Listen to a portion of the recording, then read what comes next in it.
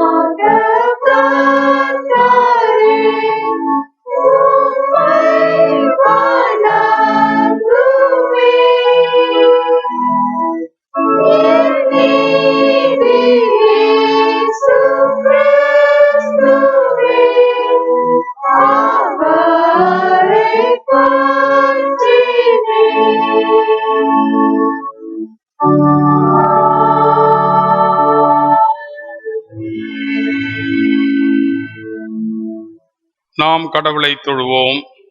கடவுள் ஆவியாயிருக்கிறார். அவரை தொழுது கொள்ளுகிறவர்கள் ஆவியோடும் உண்மையோடும் அவரை தொழுது கொள்ள வேண்டும். நம்முடைய பிதாவாகிய கடவுளாலும் கர்த்தராகிய இயேசு கிறிஸ்துவினாலும் உங்களுக்கு கிருபையும் சமாதானமும் உண்டாவதாக. பிதாவுக்கும் குமாரனுக்கும் பரிசுத்த ஆவிக்கும் மகிமை உண்டாவதாக. ஆதியிலும் இப்பொழுதும் எப்பொழுதுமான சதா காலங்களிலும் மகிமை உண்டாவதாக. திரியேக கடவுளை போற்றுவோம். எங்கள் தந்தையாம் கடவுளே, உமது வல்லமையாலும் ஞானத்தாலும் எல்லாவற்றையும் படைத்து உமது குமாரனை எங்கள் இரட்சகராக தரும்படி உலகத்தில் அன்பு கூர்ந்தீரே, உம்மை போற்றுகிறோம். குமாரனாம் கடவுளே, பாவத்தை தவிர்த்து எல்லாவற்றிலும் எங்களைப் போல் மனிதராகி எங்கள் பாவங்களுக்காக ஒப்பு கொடுக்கப்பட்டு எங்கள் நீதிக்காய் உயிர் தெழும்பியவரே, உம்மை போற்றுகிறோம். பரிசுத்த ஆவியாகிய கடவுளே, எல்லா உண்மைகளுக்குள்ளும் எங்களை வழிநடத்தி கடவுளின் அன்பை எங்கள் நெஞ்சில் பொழிகிறவரே, உம்மை போற்றுகிறோம். பிதா, குமாரன், பரிசுத்தாவியாகிய கடவுளே, உமக்கே எக்காலமும் எல்லா புகழும் மகிமையும் உண்டாவதாக. ஆமீன். நமக்கு பாவமில்லை என்போமானால் நம்மை நாமே வஞ்சிக்கிறவர்களாவோம், நமக்குள் உண்மை இல்லை. நம்முடைய பாவங்களை அறிக்கையிட்டால் பாவங்களை நமக்கு மன்னித்து எவ்வித அனிதமும் நீங்க நம்மை சுத்திகரிப்பதற்கு இயேசு கிறிஸ்து நம்பத்தக்கவரும் நீதியுமுள்ளவருமாயிருக்கிறார். நான் எழுந்து என் தகப்பனிடத்திற்கு போய், தகப்பனே, பரத்திற்கு விரோதமாகவும் உமது பார்வையிலும் பாவம் செய்தேன். இனி உம்முடைய மகன் என்று சொல்லப்படுவதற்கு நான் பாத்திரன் அல்லன். உம்முடைய கூலிக்காரரில் ஒருவராக என்னை வைத்துக் கொள்ளும் என்பேன். பரலோக ராஜ்யம் சமீபத்திருக்கிறது. மனம் திரும்பி சுவிசேஷத்தில் நம்பிக்கை வைப்போமாக. நமது பலவீனங்களுக்காக பரிதபிக்க முடியாத பிரதான ஆசாரி நமக்கு இல்லாமல் எல்லா விதத்திலும் நம்மை போல சோதிக்கப்பட்டும் பாவமில்லாத பிரதான ஆசாரியராகிய கிறிஸ்து நமக்கு இருக்கிறபடியால் நாம் தைரியத்தோடு அவருடைய இரக்கங்களை பெறும் பொருட்டு முழங்கால் படியிட்டு மௌனமாக நம்மை நாமே சோதித்தறிவோம். சர்வ வல்லமை உள்ள கடவுளிடத்தில் நாம் நமது பாவங்களை மிகுந்த மனத்தாழ்மையோடு அறிக்கை செய்வோம். சர்வ வல்லமையும் மிகுந்த இரக்கமுள்ள பிதாவே, தப்பிப்போன ஆடுகளைப் போல நாங்கள் உம்முடைய வழிகளை விட்டு வழுவி அலைந்து போனோம். எங்கள் இருதயத்தின் யோசனைகளுக்கும் விருப்பங்களுக்கும் மிகவும் இணங்கி நடந்தோம்.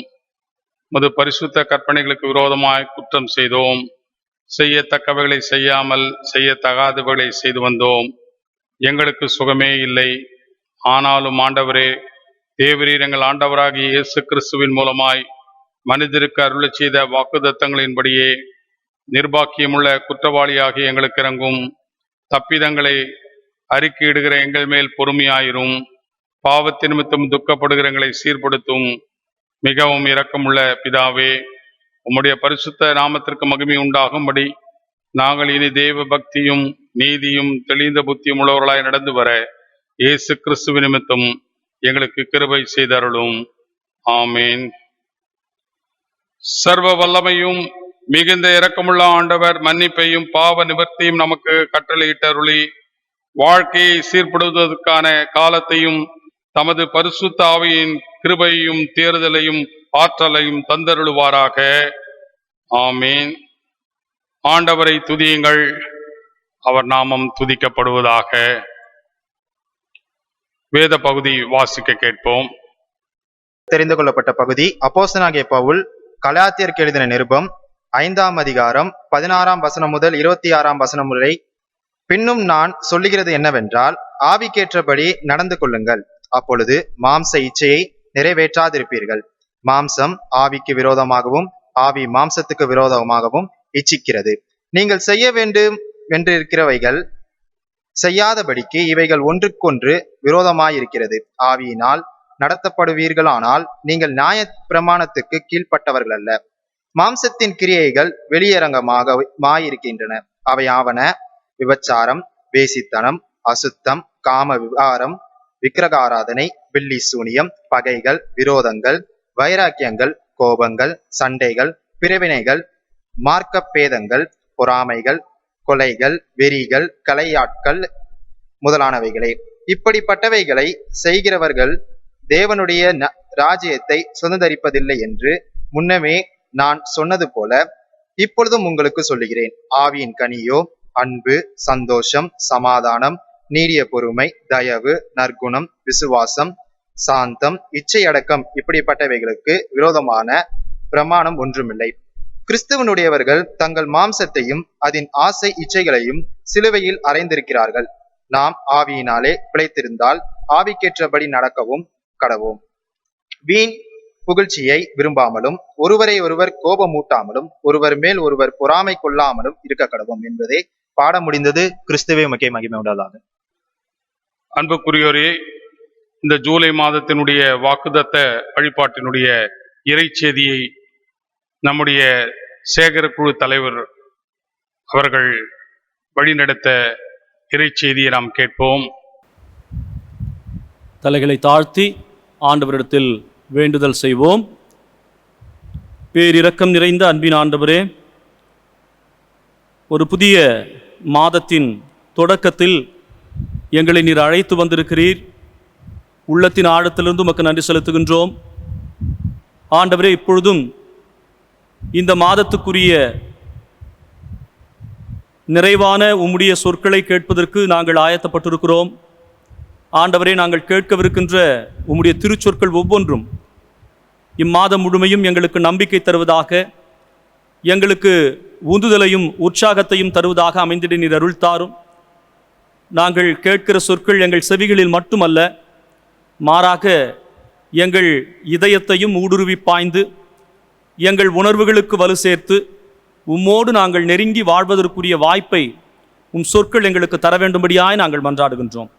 நாங்கள் வெறுமையான பாத்திரங்களாக உம்முடைய அருட்கரத்துக்குள்ளாக எங்களை அர்ப்பணிக்கிறோம். தொடர்ந்து எங்களை நீர் பயன்படுத்தும். மீட்பர் இயேசுவின் வழி வேண்டுகிறோம், அன்பின் நல்ல கடவுளே, ஆமேன். அன்புக்குரியவர்களே, இறைமகன் இயேசு கிறிஸ்துவின் திருப்பெயரினாலே உங்களை வாழ்த்துகின்றேன். ஆண்டவர் தருகிற சமாதானம் இம்மாதம் முழுமையும் உங்களோடும் உங்கள் குடும்பங்களோடும் நிலைத்திருப்பதாக. குறிப்பாக இந்த மாதத்துக்குரிய இந்த வாக்குதத்த வழிபாட்டிலே இக்காணொலியின் வழியே உங்களை சந்திப்பதிலே மகிழ்ச்சி கொள்கிறேன். இறைவன் இம்மாதத்தில் தொடர்ந்து நீங்கள் செய்ய எத்தனித்திருக்கிற உங்களுடைய பணிகள், உங்களுடைய திட்டங்கள், தீர்மானங்கள், உங்களுடைய குடும்ப நிகழ்வுகள் ஒவ்வொன்றிலும் நிறைவான தம்முடைய அருளை தந்தருள்வாராக. குறிப்பாக நாம் படிக்க கேட்ட கலாத்திய நூல் பகுதியில் 5ஆம் அத்தியாயம் 16 தொடங்கி 26 வரை அடங்கியிருக்கக்கூடிய பகுதி நாம் படிக்க கேட்டோம். கலாத்தியர் நூலை அவள் எழுதுகிற போது அங்கு இருக்கக்கூடிய பிரச்சனைகள் ஒருவேளை நமக்கு ஏற்கனவே தெரிந்திருக்கும். யூதமயமாக்கும் கிறிஸ்தவம், யூதமயமாக்கக்கூடிய கிறிஸ்தவ சபையில் யூதர் அல்லாதவர்கள் இருக்கக்கூடிய சூழ்நிலையில் ஏற்படக்கூடிய பிரச்சனைகளுக்கு மத்தியில் பவுல் இந்த நிருபத்தை மிக சிறந்த முறையில் இயற்றுகின்றார். மோசே உருவாக்கிய சட்டங்கள் தான் மக்களுக்கு மீட்பை தர முடியும் என்பதன் அடிப்படையில் யூதர்கள் அங்கு பேசுகிற போது, சட்டங்கள் அல்ல, சட்டங்களை காட்டிலும் கடவுளுடைய அன்பும் அவர் வெளிப்படுத்துகின்ற அவருடைய தூய ஆவியின் செயல்களும் மட்டுமே மனிதர்களுக்கு மீட்பை தர முடியும் என்பதற்காக மிக கடுமையான ஒரு எண்ணத்தின் அடிப்படையில் தான் பவுல் இந்த நிருபத்தை கலாத்திய சபைக்கு எழுதுகின்றார். அப்படி எழுதுகிற போது குறிப்பாக இந்த 5ஆம் அத்தியாயத்தின் 16 தொடங்கி 26 வரை அடங்கி இருக்கக்கூடிய பகுதிகளில் வாழ்வு யாருடைய தூண்டுதலால் நடைபெற வேண்டும் என்பதை குறித்து மிக சிறப்பாக பதிவு செய்கின்றார். தனி மனிதர்களுடைய வாழ்வை பற்றி ஒருவேளை நீங்களும் நானும் யோசிப்போமேயானால், ஒரு மனிதனுடைய வாழ்வு, அந்த வாழ்வுக்கான பின்புலம், அந்த மனிதன் வாழ்வதற்கான தூண்டுதல் எங்கிருந்து கிடைக்கிறது என்பதை ஒவ்வொருவரும் தங்களுடைய வாழ்வில் கிடைக்கக்கூடிய அனுபவங்களின் மூலமாக பகிர்ந்து கொள்ள முடியும்.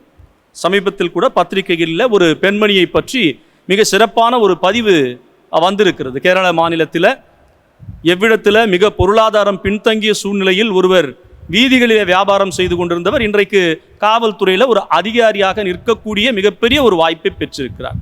அவருக்கு அந்த தூண்டுதல் எங்கிருந்து வந்தது, படிக்க வேண்டும் என்கின்ற எண்ணம் எங்கிருந்து வந்தது என்பதெல்லாம் நாம் நிச்சயமாக புரிந்து கொள்ள வேண்டிய ஒன்று.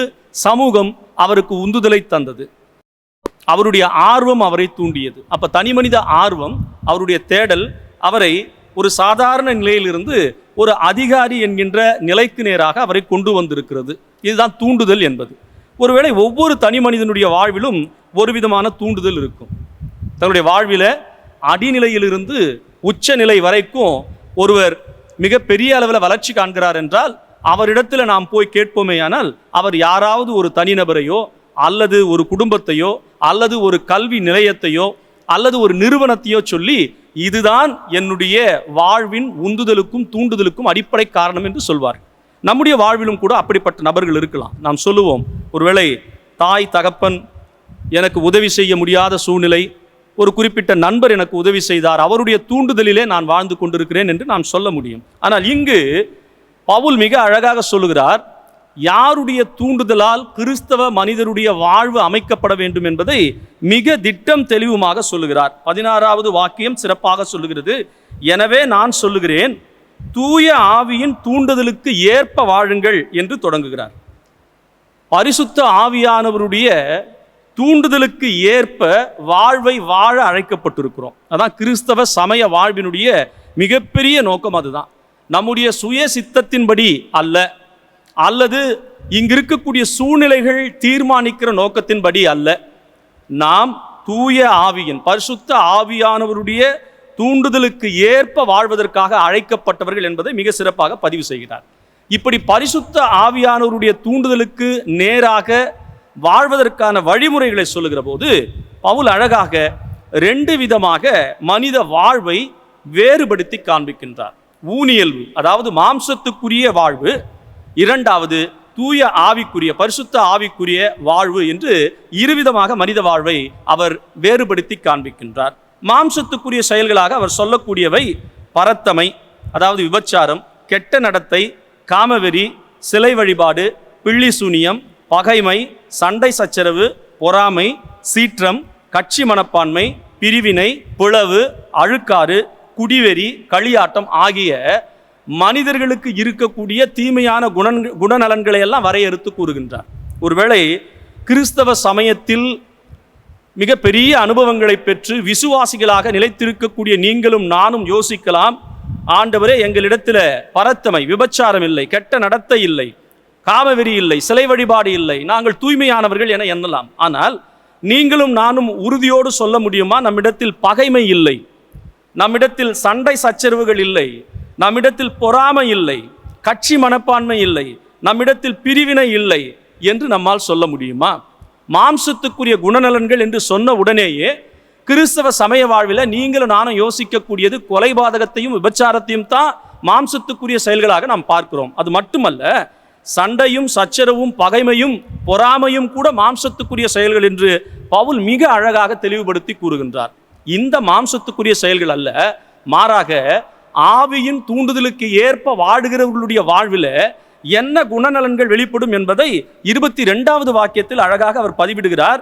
ஆனால் தூய ஆவியின் கனியோ அன்பு, மகிழ்ச்சி, அமைதி, பொறுமை, பரிவு, நன்னயம், நம்பிக்கை, கனிவு, தன்னடக்கம் என்கின்ற இந்த குணநலன்களை ஒரே கனியாக சுட்டி காண்பிக்கின்றார். ஒருவேளை நாம் யோசித்து பார்க்க வேண்டும், ஒரு பழத்தை பெறுகிறோம், அந்த பழத்தை பெறுகிற போது அந்த பழத்தினுடைய சிறு பழத்தினுடைய ஒரு பகுதி அழுகிவிட்டு இருக்குமானால் நிச்சயமாக நாம் அந்த பழத்தை கடையில் வாங்குவதற்கு யோசிப்போம்.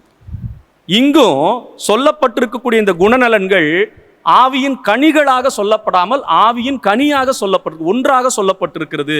ஆனால் அவற்றில் இத்தனை பகுதிகளும் அடங்குகிறது. அன்பு அடங்கி இருக்கிறது, மகிழ்ச்சி, அமைதி, பொறுமை, பரிவு, நன்னயம், நம்பிக்கை, கனிவு, தன்னடக்கம் ஆகிய அத்தனை பதிவுகளும் அதில் அடங்கி இருக்கிறது என்பதை சுட்டி காண்பிக்கணும். இதில் ஏதாவது ஒன்று நம்முடைய வாழ்வில் இல்லாமல் இருக்குமானால் நிச்சயமாக உங்களுடைய என்னுடைய வாழ்வு எப்படிப்பட்ட வாழ்வாக இருக்கும் என்று சொன்னால், தூய ஆவியின் தூண்டுதலுக்கு ஏற்ப வாழுகிற வாழ்வாக இல்லாமல் மாம்சத்துக்குரிய வாழ்வாக இருக்கும். அன்புக்குரியவர்களே, இந்த மாதத்தில் ஒருவேளை உங்களுக்கும் எனக்கும் நமது ஆண்டவர் கற்றுத்தரக்கூடிய மிகப்பெரிய ஒரு பயிற்சி எது என்று சொன்னால், நாம் இந்த மாதத்தில் நம்மை சீர்தூக்கி பார்க்க வேண்டும். இறைவா, கடந்த மாதத்தை நான் வாழ்வதற்குரிய ஒரு வாய்ப்பை தந்து அதை நிறைவு செய்வதற்கு எனக்கு கிருபை கூர்ந்தீர்கள். கடந்த மாதத்தில் என்னுடைய வாழ்வில் வெளிப்படுத்தப்பட்ட மாம்சத்துக்குரிய செயல்கள் என்ன, பாவங்கள் என்ன, என்னுடைய வாழ்வில் அவை வெளிப்பட்டிருக்கிறதா என்கின்ற ஒரு ஆய்வை நீங்களும் நானும் செய்து பார்க்க வேண்டும். அதே போல கடந்த மாதத்தில் நீர் எனக்கு தந்த அருட்கொடையாகி இந்த வாழ்வில் நான் வெளிப்படுத்திய ஆவியின் கனிகள் என்கின்ற தன்மைகள் எப்படி இருந்திருக்கிறது என்பதையும் நீங்களும் நானும் நிச்சயமாக சீர்தூக்கி பார்க்க வேண்டும். இப்படி தூய ஆவியின் தூண்டுதலால் வாழ்வதற்குரிய அழைப்பை, ஆவியின் கனிகளை வெளிப்படுத்துவதன் வழியே வாழ வேண்டும் என்கின்ற அழைப்பை விடுக்கிற பவுல் நிறைவாக ஒரு கூற்றை சொல்லுகிறார். அதை சொல்லி நானும் முடிக்க விரும்புகின்றேன். தூய ஆவியின் துணையோடு வாழக்கூடியவர்கள் என்ன செய்ய வேண்டும் என்பதை கடைசி வாக்கியத்தில் சொல்லுகிறார். வீண் பெருமையை தேடாமலும், ஒருவருக்கு ஒருவர் எரிச்சல் ஊட்டாமலும், ஒருவர் மீது ஒருவர் பொறாமைப்படாமலும் இருப்போமாக என்று சொல்லுகின்றார். நம்மை நாம் எச்சரித்து பார்க்க வேண்டும், யோசித்து பார்க்க வேண்டும்.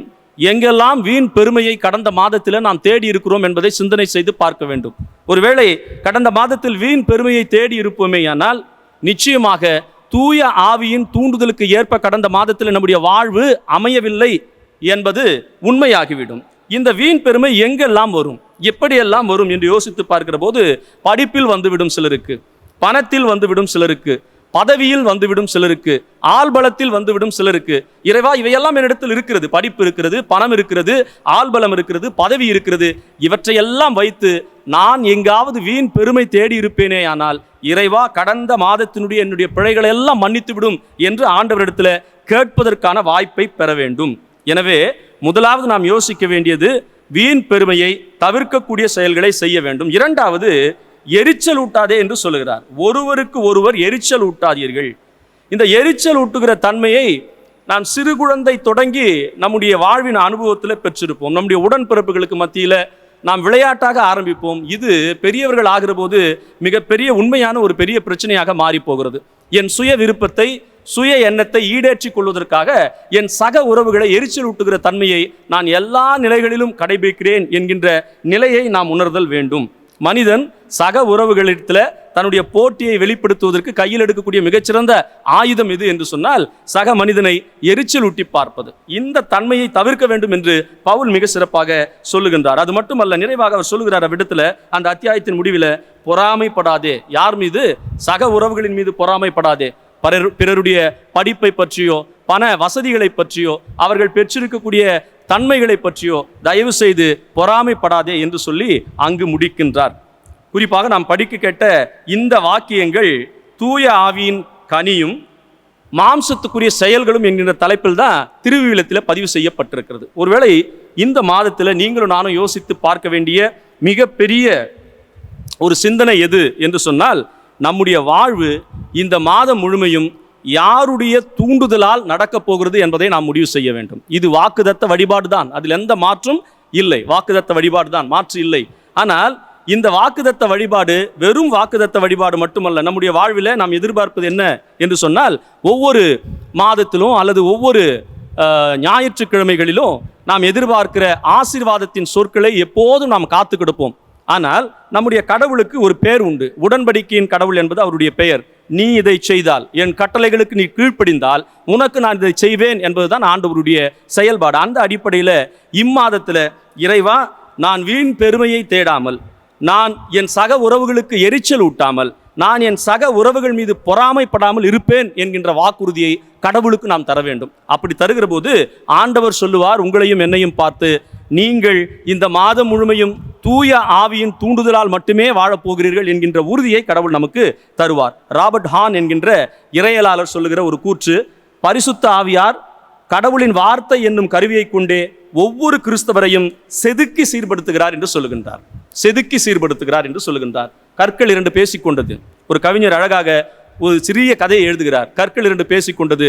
அப்பொழுது ஒரு கல் கேட்கிறது, மற்றொரு கல்லை பார்த்து கேட்கிறது, நான் படிக்கட்டாய் மாறி போயிருக்கிறேன், நீ மட்டும் எப்படி அழகான சிலையாக இருக்கிறாய் என்று கேள்வி கேட்கிறது. அப்போது அழகான சிலையாக மாறிய அந்த கல் சொல்லுகிறது, தச்சருடைய உளி எப்படியெல்லாம் என் உடம்பில் பட்டதோ, அது எதையெல்லாம் செய்ய சொன்னதோ அதையெல்லாம் நான் செய்தேன், நான் அழகிய சிலையாக மாறினேன். ஆனால் நீ அதை கேட்கவில்லை, படிக்கட்டாக, பலர் பாதத்தை வைத்து அழுத்தக்கூடிய படிக்கட்டாக நீ மாறி போயிருக்கிறாய் என்று சொல்லுகிறது. கிறிஸ்தவ வாழ்வு கூட நம்மை செதுக்கிக் கொள்ளுகிற ஒரு வாழ்வு தான். அதைத்தான் ராபர்ட் ஹான் சொல்லுகின்றார். பரிசுத்த ஆவியானவர் கடவுளின் வார்த்தை என்கின்ற கருவியை கொண்டு ஒவ்வொரு கிறிஸ்தவனையும் தனிப்பட்ட முறையில் செதுக்கி சீர்படுத்துகிறார். அப்படியானால் பரிசுத்த ஆவியானவர் இந்த மாதத்தில் உங்களுடைய வாழ்வில், என்னுடைய வாழ்வில் பெரிய மாற்றங்களை, வளர்ச்சியை தர வேண்டுமானால் ஆவியின் கனிகள் நம்முடைய வாழ்வில் வெளிப்பட வேண்டும். அது மட்டுமல்ல, வீண் பெருமை தேடாமல், சக உறவுகளுக்கு எரிச்சல் ஊட்டாமல், சக உறவுகளின் மீது பொறாமைப்படாமல் இந்த மாதத்தை நீங்களும் நானும் கடத்தினோமேயானால் நிச்சயமாக இந்த மாதம் ஆண்டவர் நமக்கு ஆசி வழங்குகின்ற மிகச்சிறந்த மாதமாக இருக்கும் என்பதில் எந்த விதமான ஐயமும் இல்லை. இறைவன் அப்படிப்பட்ட நிறைவான சமாதானத்துக்குரிய, ஆசீர்வாதத்துக்குரிய நல்ல வாழ்வை நமக்கு இந்த மாதம் முழுமையும் ஈந்தளிப்பதற்கு தம்முடைய பேரருளை நமக்கு தந்தருள்வாராக. ஆமென். வாக்குத்தத்தத்தின் கடவுள் உண்மையுள்ளவர், வாக்கு மாறாதவர். இவர் கொடுத்த வாக்குத்தத்தம் உண்மையுள்ளது என்று நாம் உறுதி செய்யும் வழியாக நம்முடைய விசுவாசத்தை அப்போஸ்தலர் விசுவாச பிரமாணத்தின்படி ஏறெடுக்க கேட்போம். வானத்தையும் பூமியும் படைத்த சர்வ வல்லமையுள்ள பிதாவாகிய தேவனை விசுவாசிக்கிறேன். அவருடைய ஒரே குமாரனாகிய நம்முடைய நாதர் இயேசு கிறிஸ்துவையும் விசுவாசிக்கிறேன். அவர் பரிசுத்தாவினாலே கன்னிமரியாளுக்கு உற்பத்தி பிறந்தார். பொந்தி பிலாத்துவின் காலத்தில் பாடுபட்டு சிலுவையில் அறை உண்டு மரித்து அடக்கம் பண்ணப்பட்டு பாதாளத்தில் இறங்கினார். 3ஆம் நாள் மரித்தோரிலிருந்து எழுந்தருளினார். பரமண்டலத்துக்கேறி சர்வ வல்லமையுள்ள பிதாவாகிய தேவனுடைய வலது பாரசத்தில் வீற்றிருக்கிறார். அவ்விடத்திலிருந்து உயிருள்ளோரையும் மரித்தோரையும் நியாயம் தீர்க்க வருவார். பரிசுத்த ஆவி விசுவாசிக்கிறேன். பொதுவாயிருக்கிற பரிசுத்த சபையும் பரிசுத்தவானுடைய ஐக்கியமும் பாவ மன்னிப்பும் சரீர உயிர்த்தெழுதலும் நித்திய ஜீவனும் உண்டு என்று விசுவாசிக்கிறேன். ஆமேன். கர்த்தர் உங்களோடு இருப்பாராக. அவர் முத ஆவியோடும் இருப்பாராக.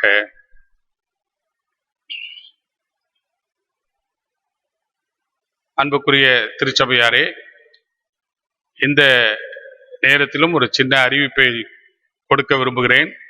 வழிபாட்டு தலங்கள் துவங்கும் என்று அரசு சொன்னாலும் ஆலயங்கள் மட்டும்தான் திறந்திருக்கும். ஜெபிக்க விழைகிறவர்கள் ஆலயத்தில் வந்து ஜெபிக்கலாம். ஆகவே இன்னும்